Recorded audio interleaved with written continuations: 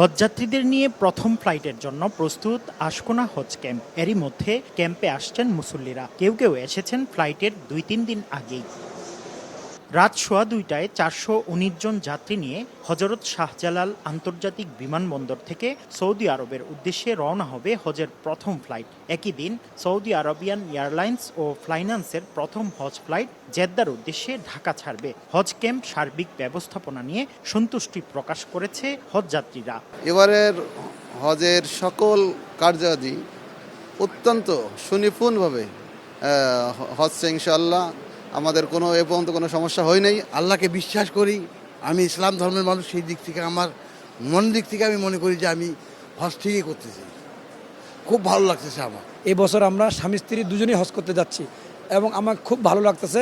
এখন তো যাইনি মক্কায়, তবু ভালো লাগতেছে। কর্তৃপক্ষ জানায় আশকোনা হজ ক্যাম্প সব ধরনের প্রস্তুতি সম্পন্ন করেছে। জোরদার করা হয়েছে নিরাপত্তা ব্যবস্থাও। আমরা একটা একমুখী রাস্তা করেছি। আশ্বস্ত হচ্ছি যে ইনশাল্লাহ এই ক্ষেত্রে হজ যাত্রীগণ নির্বিঘ্নে হজ ক্যাম্পে পৌঁছাতে পারবে। হজযাত্রা নির্বিঘ্নে এবার প্রথমবারের মতো বেশ কিছু উদ্যোগ নেওয়া হয়েছে বলেও জানায় কর্তৃপক্ষ। মোবাইল অ্যাপস উদ্বোধন করবেন, যেটি হজ যাত্রীদের সেবায় অনেক গুরুত্বপূর্ণ ফিচার সমৃদ্ধ। এই অ্যাপসটি আজকে লঞ্চ হবে। পাশাপাশি হজ যাত্রীদের জন্য এবছরে মোবাইল রোমিং সেবা প্রদান করা হচ্ছে। এটিও সাশ্রয়ী রেটে করা হচ্ছে এবং মোবাইল রোমিং অ্যাক্টিভেট করার জন্য এখানে আমরা বুথ স্থাপন করছি। আগামী ৩১ মে পর্যন্ত চলবে হজ ফ্লাইট, আর ফিরতি ফ্লাইট শুরু হবে ১০ জুন।